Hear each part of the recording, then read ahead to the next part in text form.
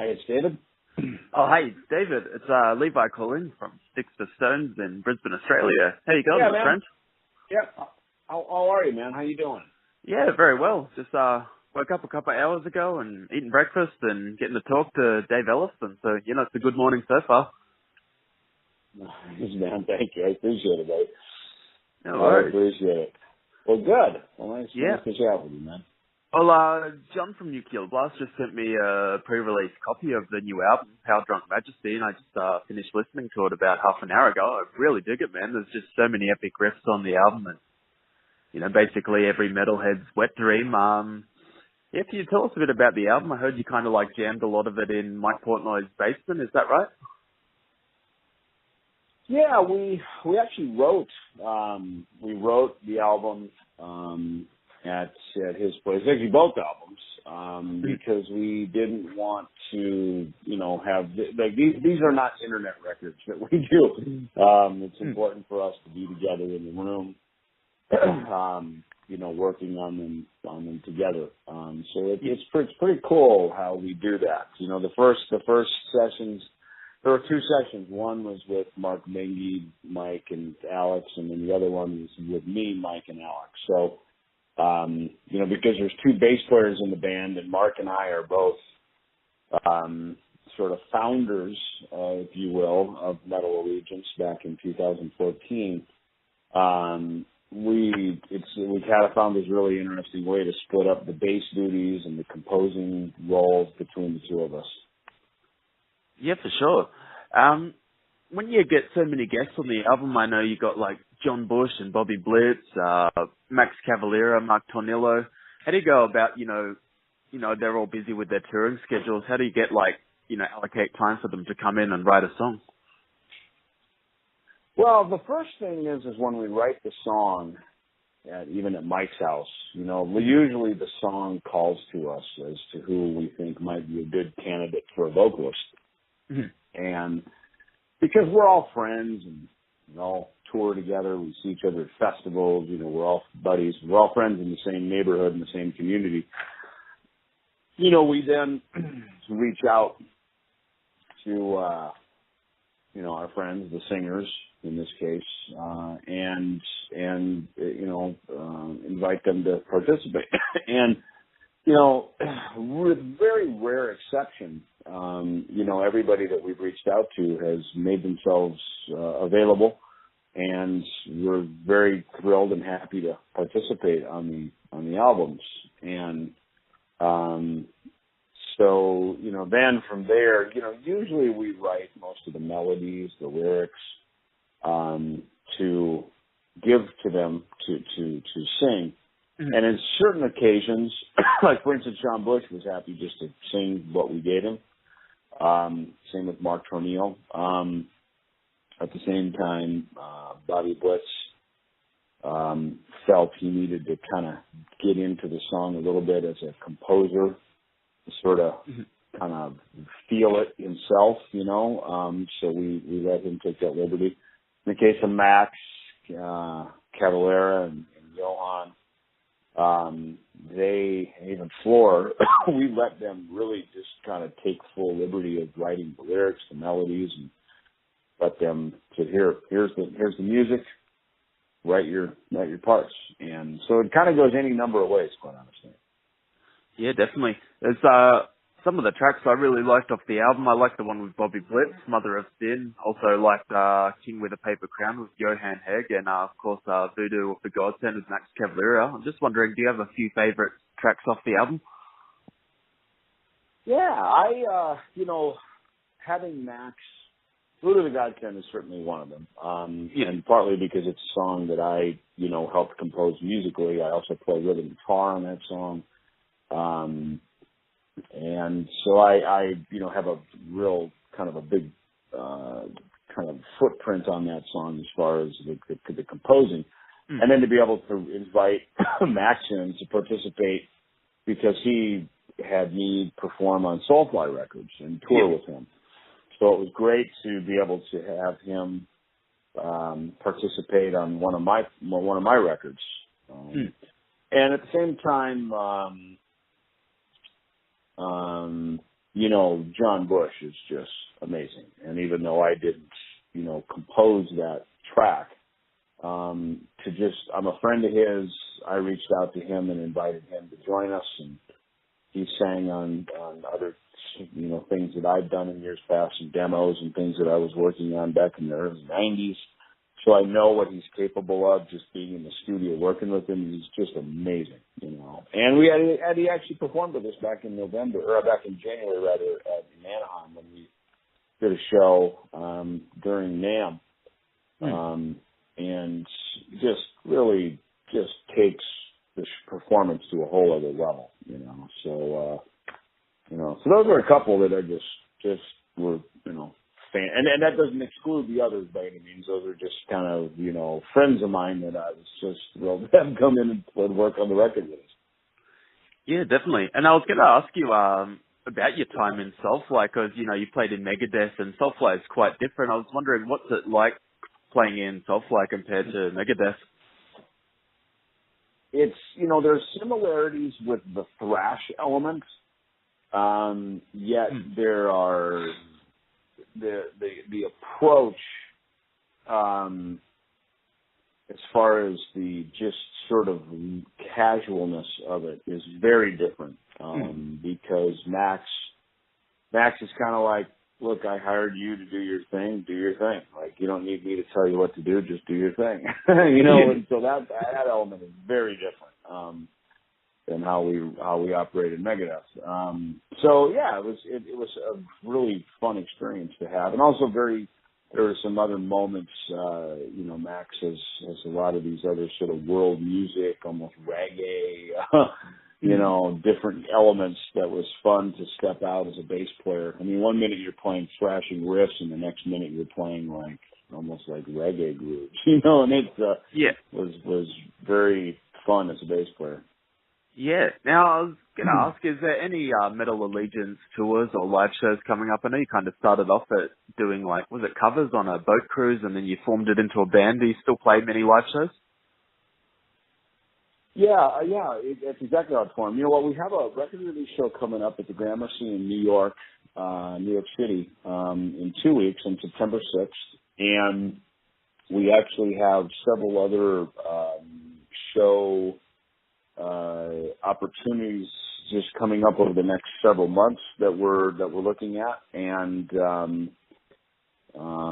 even I think once this record is out, probably even into next year, maybe some summer things in Europe, especially because we have such a international reach now especially into Europe, and I think, and who knows? I mean, look, you and me are on the phone down to Australia, so who knows? Maybe we'll be able to get down here. In fact, we were going to go down to, unfortunately, on the ill-fated Soundwave tour. We were ready to go, and then that all went away. So we've actually had several opportunities to do some things out of the country. So I think, and that was really why, quite honestly, we pushed to do album number 2, because as much as we started as an all-star, jam on a boat, on a motorboat, and then we, put out one record, I think putting out 2 records really turns this into a real, to an actual, creative, original artist. Yeah, for sure. Well, we had a couple of years in Australia with no major heavy metal festival, but we've got the Download Festival now, which is the first one this year, and we've got another one next year. So if you could make it to that, that'd be awesome. Yeah, we hope there will be something to turn to. I think it should be pretty cool, actually. Yeah. I want to ask you about something else. Last year you did a Megadeth boot camp, and it's something I'd really want to go to, get to hang out with your favorite rock stars. But what was it like for you, hanging out with bands for a couple of days and showing them bass parts and, the winery and all that kind of stuff? It was good. A couple of my favorite parts is I actually preached a Sunday morning church sermon on how you're probably not going to go to hell if you listen to heavy metal, which I thought was kind of a fun thing to do. And then I also officiated a wedding for 2 of the campers that came, 2 of the guests that came to the camp, and Vic Rattlehead walked the bride down the aisle, and Kiko played music, and I officiated the wedding, and it was really a super cool event. Oh, wow. If I ever get married, I'm definitely going to have to give you a call. Yeah, thanks. I'm up for hire. Yeah. I was going to ask you about that as well. You're now a Lutheran pastor, and, for myself, for years, I was very, very critical of religion. I guess, like, in the last 2 years, I've sort of, I don't know, got a bit more of an understanding of, the concept of God, and it takes a long time to get your head around that. I was wondering, when was that moment for you that, you had a belief in God? Well, I grew up a Lutheran kid, and the Lutherans are pretty middle of the road. I mean, there's nothing real fanatical. There's nothing, it's not a Pentecostal thing. We're not speaking in tongues, and we're not doing some of those, sort of dunking people in the Nile, and we're not doing some of those, more dramatic religious experiences. So for me, I was never around any of that. To me, it was pretty simple. You get baptized. I got baptized a month old. I obviously don't remember it. And you do your religious studies as a teenager, and kind of statistically from about age 18 to 26, a lot of people kind of stray away from the church. They get off, they're pursuing either college careers, rocking out, doing whatever they're doing, and usually by their late 20s when people start getting married, having kids, raising families, late 20s into their 30s is when people generally tend to kind of return back to some sort of, seeking some sort of understanding of God again, however that belief of theirs may be. I'm very much in that demographic, and I got cleaned up off my drugs and booze rants at age 25. I suddenly had a much more open mind to it. Again, and then at that point I was an adult, and I had my own understanding and my own belief. I wasn't just sort of doing it because my parents were making me go to church on Sunday, and that's, I think, a whole different. I think you have a much different understanding and a much different appreciation for it when it becomes your own journey. For me, that's I took some seminary classes, and my home Lutheran church here in Scottsdale supported me in that, and they were very gracious and very kind, and I was able to do some studies I was able to do while I was on tour, and I enjoyed it, and then I got a certificate where I can officiate weddings, and I've done some baptisms and a few things, and it's kind of it's like, I think people that had me do it, they kind of get a kick out of it because you get to have a rock star officiate your wedding. And for me, I take it very seriously. I mean, to me, it's somebody doing, matrimony vows, and to me, it's an honor, and I'm honored they would even ask me to do it because I'm a heavy metal bass player. Yeah, for sure. Were people supportive in the church of Megadeth in the early days? I never got any grief from the church people, me personally, look, did they like some of the early Megadeth songs, The Conjuring, Black Friday, Devil's Island, Bad Omen? Yeah, probably not. You know what I mean? But, they weren't really invited to the party anyway, so we weren't really too worried about what they were saying. And quite honestly, we weren't a band who was going out, with upside down crosses and crucifixes and, doing repulsively, things against religion. We weren't that band that did that. As much as we had, we had the topics that talked about it. Looking down the cross, is essentially from the POV of Jesus hanging on the cross, looking down the cross. So, our things were actually more kind of scripturally, the lines out of scripture that were sort of, it's like, oh, that's an interesting way. It becomes a lyric, turning plowshares into swords and in the song Ashes in Your Mouth. So oftentimes we would take these little lines and Ashes in Your Mouth is about, it's essentially about war, and oftentimes it was more kind of like Two Cells with His Mind. It's more about how can, if there's a God, there's a religion, and there's all of this stuff, then why are we fighting? What is this about? It's sort of, I think probably for us, our generation was more confused, like, if there really is a God, how can these things happen? And I think that kind of becomes a journey and a searching we tended to go on probably as a generation, you know. I'm a Gen Xer, you know. Dave's a couple years older than me. You know, I was usually the younger guy in the band, but I think our generation generally sought that out. I mean, you know, through Iron Maiden and Black Sabbath and Ozzy, and, you know, we were a generation of sort of, you know, seeking. You know, we were exploring and seeking. We weren't satisfied just accepting sort of religion as we were brought up in. Yeah, and Dave's quite religious now these days too. Are your views kind of in line, or is he, you know, a different kind of sect of Christianity? Yeah, no, absolutely. I mean, in fact, to be honest with you, you know, that us having, you know, kind of more of an adult understanding of that actually helped us, you know, kind of mend fences and become friends again, and me rejoining Megadeth in 2010.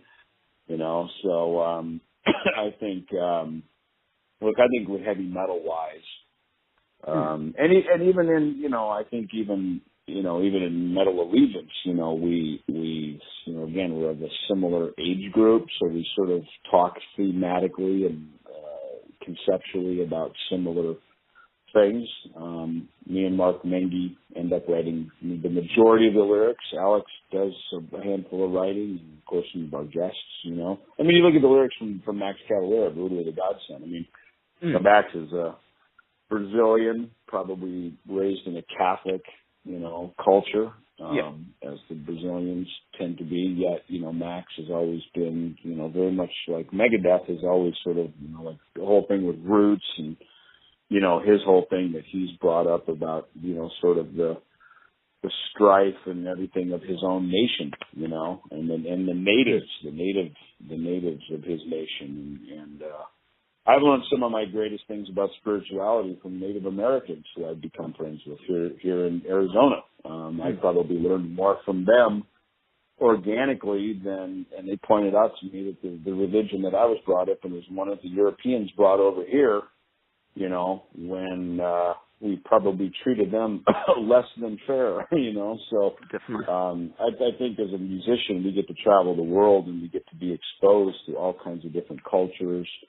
And, you know, in a culture, you can't separate their politics and their religion. It all comes as a package. So I think, you know, one of the things I learned early on is just, you know, take the cotton out of your ears and stick it in your mouth. In other words, do more listening and less talking, and listen and get in touch with the cultures that we get to experience as musicians. It's really a cool life we get to have if you kind of open your eyes and open your ears. Yeah, I know. Mustaine said recently there's a good chance there'll be a new Megadeth album out by the end of 2019. I just wanted to say I thought Dystopia was just an excellent Megadeth album, probably one of my favorites since maybe even like Euthanasia. Firstly, you know, looking back on Dystopia, how do you kind of rate that album? And secondly, have you had a chance to work on new material yet? Has that come about? Yeah, well, we've been working on new material this whole year. We only did about 7 weeks of touring through the summer, but yeah, that's now the focus is working on this new album. And one thing we learned from Dystopia is that the next album will be done when it's done, and we're not, fortunately, we don't have to be backed into a corner to hurry up and rush it. It needs to be, it'll be an album when it's an album. Regarding Dystopia, that album went through a lot of transitions. I mean, I remember the song Dystopia, me and Dave and at the time Chris Broderick and Sean Grover were working and jamming on it upstairs at a backstage at a festival in Holland in the summer of 2014. And it was the kind of general riff, the burst riff. That song went through a lot of transitions, and the whole ending piece was added, and you know what I mean. So it's funny. I go back and I kind of listen to, I see where those ideas started and to where the album ended up, and I mean that record went through a whole, probably the same season we're in right now with this next record. It went through a whole year of ideas, thoughts, bits and pieces, and then by the time it actually finished up to be a full album, it really is a pretty remarkable journey that the process goes through. Definitely. Well, I got told I just got 20 minutes, so I better wrap it up. But Power Drunk Majesty, it's coming out next month, and I got to say, awesome album, man. You're still kicking ass after all these years. It's great to see. Thank you so much, Lib. I appreciate it, man. All right. Well, thanks very much, Dave, for taking your time out to talk with me today. Yep. Okay, man. See you later. Thanks for the call today. No worries. Bye.